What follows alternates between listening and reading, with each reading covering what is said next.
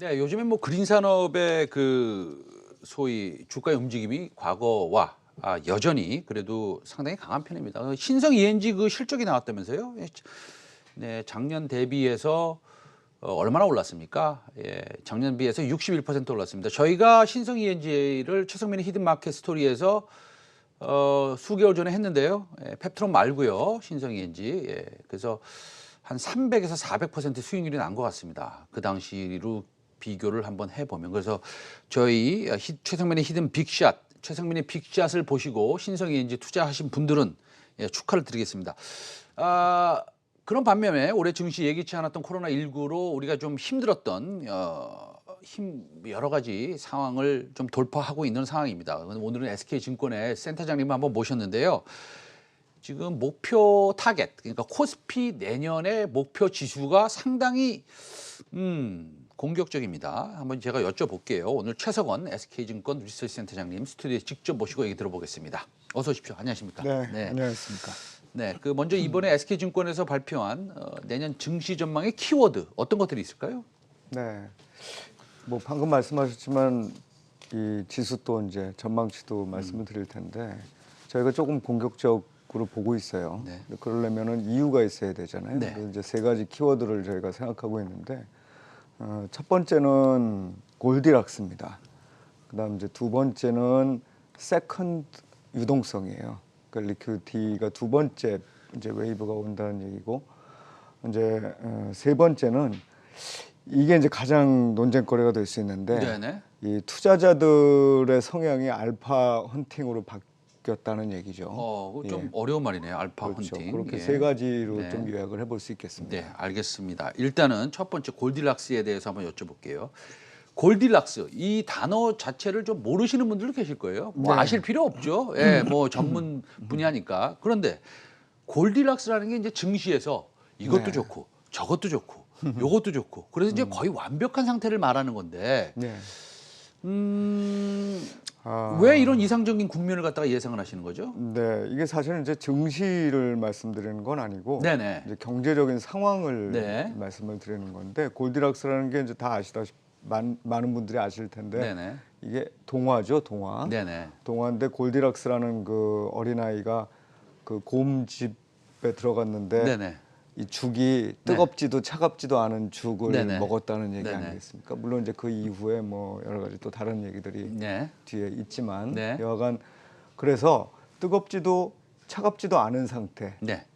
어찌 보면 경제로 보면 뭐라고 얘기를 해야 될까요?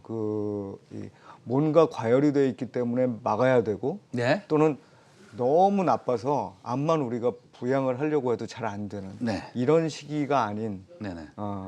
어찌 보면은 적절한 수준을 유지할 수 있는 환경이라고 보는 거죠. 네네. 내년 같은 경우가 사실은 뭐 코로나19 때문에 안 좋죠. 네. 저희가 그래서 이력 현상이라는 거에 대한 얘기도 좀 많이 했는데 결국은 한번 충격이 온 이후에 뭔가 구조적으로 바뀐 부분이 분명히 있는데 네. 저희가 지금까지 확인된 바에 의하면 이거를 해소하기 위한 여러 가지 정책들이 같이 사용돼도 큰 문제가 주요국에서 나타나지 않는 시기다 이렇게 보는 거죠. 알겠습니다. 지금 페드의 연준의 통화 정책의 화면에 나오고 있는데요. 사실은 이 골디락스라는 것은 분명히 그 유동성과 저금리가 동반이 지속적으로 된다라는 전제 조건이 있어야 될 것 같습니다. 네, 그렇습니다. 근데 네. 그러면 유동성 저금리 뭐 앞으로 그 계속 이어진다는 그런 그 베이스가 깔려 있는 것이겠네요. 네, 그렇죠? 기본적으로 각국 중앙은행이 네. 저금리와 유동성을 풍부하게 관리하고 또 한편으로는 시장에 충격을 주지 않으려고 하는 그런 움직임들은 계속 얘기도 하고 있고 네네. 실제로도 내년에 그런 환경이 지속될 수밖에 없다고 봐요. 네. 그 저금리를 지속해야 되는 이유가 여러 가지 있는데 지금이 참 묘하게도 코로나19 이후에 금융적 경제적 충격이라는 게 저금리를 지속하지 않으면 안 되는 환경으로 지금 만들고 있거든요. 이제 저금리를 우리가 사실 왜 하느냐 생각을 해보면 실물 경제로 돈이 바로 간다? 그렇게 잘 안 갑니다. 근데 그럼에도 불구하고 금융기관들의 안전성을 계속 담보해주는 역할을 해요. 그 다음에 자산 가격을 우리가 중앙은행이 별로 생각 안 한다? 전혀 그렇지 않습니다. 네네. 현대경제에서는 이 시장 경제에서는 자산 가격이 어느 정도 뒷받침이 돼야 네네. 소비가 계속 유지될 수 있는 환경이기 때문에 이런 어떤 그 저금리 환경을 페드 스스로 또는 뭐 각국 중앙은행이 네. 스스로 뒤집지는 못할 거고 정말 인플레이션이 높아지면 문제가 될 텐데 저희가 말씀드리는 골디락스라는 게 결국 한편으로는 계속 물가를 못 올라가게 막는 어떤 요인들도 존재한다는 거죠. 물가를 그래서 못 올라가게. 결국은 저금리와 저물가 그 다음에 완만한 경제 회복이라는 이 전체적인 구도에서 저금리와 유동성 역시 굉장히 중요한 이슈라고 봐야 될 겁니다. 일단은 근데요, 제가 이제 하나 여쭤볼 것은 연준에서 채권 발행을 조금 많이 할 거라고 볼 수뿐이 없는 것이고, 네네, 정부가 예, 그렇죠. 예, 정부가요. 예.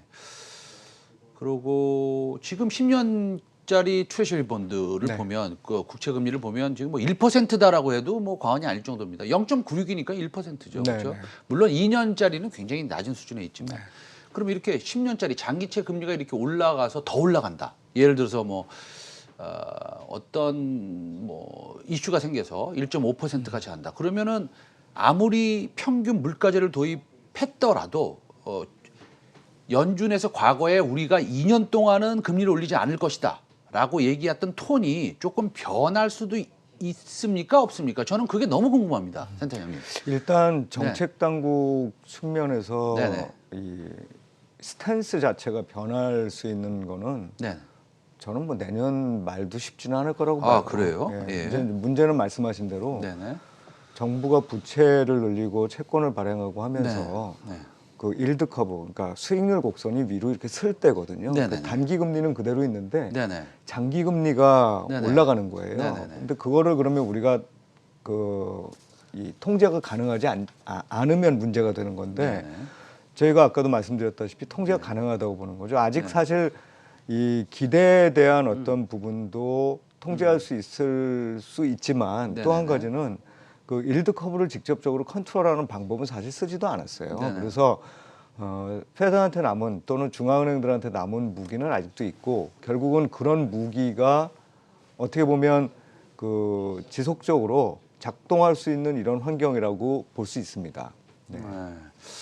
그 알파 헌터 요거 저 궁금합니다. 네네. 예, 알파 헌터 이거 센터장님이 직접 지으신 그 터미널리지입니까? 단어입니까? 아닙니다. 아니고요? 저희 사실 알파헌터라는 얘기는 네. 원래 자본시장에 있는 얘기고요. 네네. 저희 이제 투자전략팀장이 이번에 이거를 키워드로 같이 네. 얘기를 해야 되겠다고 본 거는 네네.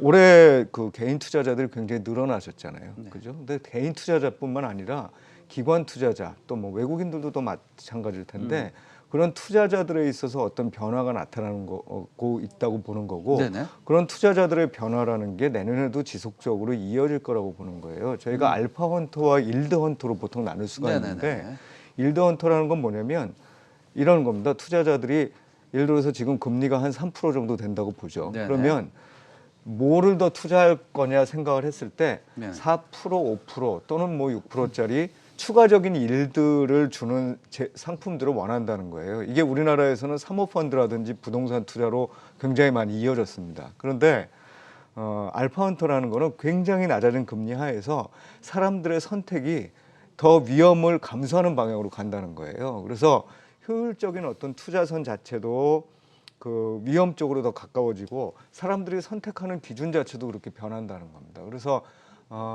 올해에 이어서 내년에도 저희들은 이 개인 투자자들을 비롯한 그 투자자들의 공격성이 계속적으로 유지될 수 있을 거라고 생각하고 있어요. 제가 센터장님한테 이 말씀을 듣고요. 조금 약간 반대되는 말씀을 질문을 드리겠습니다. 왜냐하면 알파 헌터라는 이 개념이 사실은 조금 아까도 서두에 말씀해 주셨지만 사람마다 좀 의견이 좀 틀릴 수 있다. 네. 이렇게 말씀을 해 주셨는데 우리 요즘에 과거에 한 2년만 놓고 봤을 때도 시장의 많은 자금은 패시브 자금이었습니다. 네네. 그렇죠? 그 패시브 자금이라는 것은 알파 헌터가 아니라 그렇죠. 시장을 쫓아하는 사람이고 그냥 ETF를 사고 네네. 그다음에 시장이 30% 올라가면 감사합니다. 저는 30%만 수익을 내겠습니다 하는 이런 분들이 많으셨죠. 네네. 그런 펀드도 많이 생겼고요. 그걸 우리가 이제 패시브 자금이라고 이제 그럽니다. 그렇죠? 네.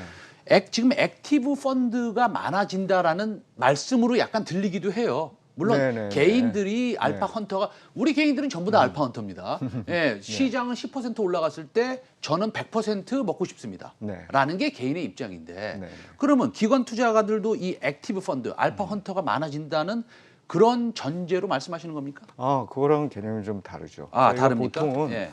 알파를 얻는다고 했을 때 네네. 보통 이제 리지듀얼 리스크죠. 그러니까 개별 기업에서 네. 그러니까 시장보다 더 많은 이득을 얻는다는 개념으로 우리는 보는 거죠. 그러니까 네네.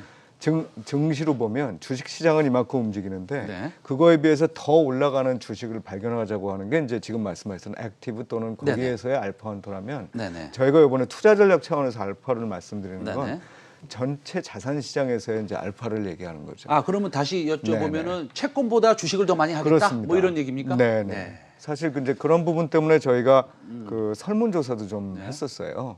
근데 그 설문조사가 뭐 방식이 뭐 주식시장에 관심이 있으신 분들만 대상으로 하다 보니 어찌 보면 전 국민 대상으로 한 것과는 차이가 있을 수 있는데 몇 가지 질문을 들어봤을 때 저희가 가장 얻었던 중요한 결론은 내년에도 주식을 올해보다 더 늘릴 그런 기본적인 마음을 갖고 있는데 그 이유가 뭐냐? 왜 주식을 더 하려고 네네. 생각하느냐? 네네. 첫 번째가 금리가 너무 낮다는 거예요. 네네. 그게 한 60% 정도의 답이었고 두 번째는 재미있게도 다른 투자 대안들이 이미 너무 비싸졌다는 얘기입니다. 아하. 근데 이거를 가만 생각을 해보시면 네. 금리가 높다는 건 채권 가격이 높다는 거거든요. 네네네. 그러니까 사실은 80% 정도 되시는 분들이 많은 이 세상에 존재하는 자산의 가격이 너무 높다고 생각하시는 거예요. 그런 거에 비하면 상대적으로 주식은 조금 덜 비싸 보인다고 생각을 하는 겁니다. 싼 것 같습니다. 제 생각에. 예. 네, 저는 싼 것 같습니다. 그러다 보니 뭐 10배, 12배인데. 예, 그러니까 PBR이. 예. 결국은 리스크를 조금 더 감소하시겠다. 물론 그 리스크를 중화시키기 위해서 어떻게 하냐면 안전자산을 투자하고 그 다음에 일부를 좀 더 위험한 주식으로 투자하는 바벨 전략을 활용하려고 생각하시는 분들이 많은 것 같아요. 알겠습니다. 근데 제일 중요한 질문 말씀드리겠습니다. 네. 예. 깜짝 놀랐습니다. 예. 왜냐하면 다른 증권사보다 조금 목표 지수가 내년에 좀 높습니다. 네. 2,900 설정하셨어요. 네, 예. 어떤 논리입니까? 일단은 뭐 저희가 올해 연말 주가를 2,500 이상을 보거든요. 근데 네. 그렇게 보고서 있다 보니까 벌써 다 왔어요, 사실은. 네. 예, 이게 이제 한 2,000 그때 300 이하로 떨어졌을 때 이제 그런 전망을 낸 바가 있는데 거기서부터 시작해서 대략 15%에서 20% 사이의 이제 상승이라고 본다는 거죠. 그렇게 보는 가장 중요한 이유는 결국 내년에 실적이 좋아질 거라는 거예요. 그럼 이제 당장 나올 수 있는 질문이 그래봤자 내년 실적이라는 게 2018년 정도도 채 못 되는 거 아니냐 이런 얘기거든요. 근데 거기에서 이제 등장하는 게 그건 뭐냐면 아까 저희가 말씀드렸던 리스크 애프타이트의 변화라는 네네네. 겁니다. 예, 그게 이제 네네. 결국 뭘로 나타나냐면 우리가 뭐 그 PBR로 본다 그러면 네네. PBR 100 이하에서 계속 올라갔는데 네네. 사람들이 이거에 대한 점수를 더 많이 주는데 네네. 점수를 더 많이 주는 데 있어서 그 계산 뭐 식도 있고 복잡합니다만 어쨌든 기본적인 거는 뭐냐면 네네. 사람들의 요구 수익률이 주식 시장에서 내가 이 벌 수 있다는 요구 수익, 기대 수익률을 좀 줄이는 방향, 그리고 금리가 낮아지는 방향일 때 우리가 균형적이나 또는 적정하게 생각할 수 있는 PBR은 올라간다고 본다는 거죠. 그래서 대략 한 1.1배를 좀 넘어서는 수준, 그리고 그게 결국 뭐랑 일치하냐면 한 7.4% 5% 정도의 우리 기업들의 ROE하고도 맞는 건데 네. 그 정도 수준에서 결정이 된다 그러면 저희가 2,860 정도까지의 계산상 수치가 나와요. 이게 뭐 계산이라는 게 항상 변수들이 변할 때 네. 확확 변할 수 있기 때문에 네. 그 문제가 있지만 그럼에도 불구하고 이런 기준점들이 결국은 내년에 상당히 투자자들한테 우리가 이제 어차피 이거는 장기적인 흐름에서의 그 이 이론들이잖아요. 이런 기준점들이 작동을 하지 않을까 이렇게 생각을 하고 있습니다. 네, 알겠습니다. 아까 그 우리 그 PBR, valuation, ROE 나온 거 그 화면 한번 보여주시겠어요? PBR 나온 거 있습니다. 1.14배 타겟 프라이스에서. 예, 요거요. 예, 움직이지 마시고요. 그 ROE를 7.42% 네네. 정도 보시는군요. 네. 예, 근데 올해 보면은 ROE가 한 6.74% 정도 나오나 보죠. 2,500이라고 한다면 네네. 적정 올해- PBR이 0.98이고 예, 예, 예. 1.14다. 네. 예, 뭐 일단 숫자상으로 보면 네. 예, 그 OECD가 제시한 한국의 중장기 잠재 성장률 같은 것들을 파악해서 이제 우리가 수학을 좀 한 건데요. 네, 그렇죠. 뭐 저거보다 더 잘 됐으면 좋겠습니다. 물론입니다. 예, 그리고 네. 이제 저기에 또 우리가 리스크 요인으로 뭣도 감안을 하냐면 한국이라는 나라의 네네. 그 글로벌 관점에서 봤을 때 리스크는 얼마 정도냐 네. 그것도 보는데 그런 측면에서도 굉장히 우리나라는 안정돼 있다고 볼 수 있어요. 그래서 알겠습니다. 예, 저기 그 마지막으로요. 아유 시간이 이제 많이 모자른데 그래도 이 질문을 해야겠습니다. 좀 짧게 좀 부탁드리고요, 센터장님. 네네. 가장 좋아하시는 섹터 내년에. 예, 저희 전망대로라면 네네. 사실 저금리 때문에 성장주 기술주도 네네. 좋고요.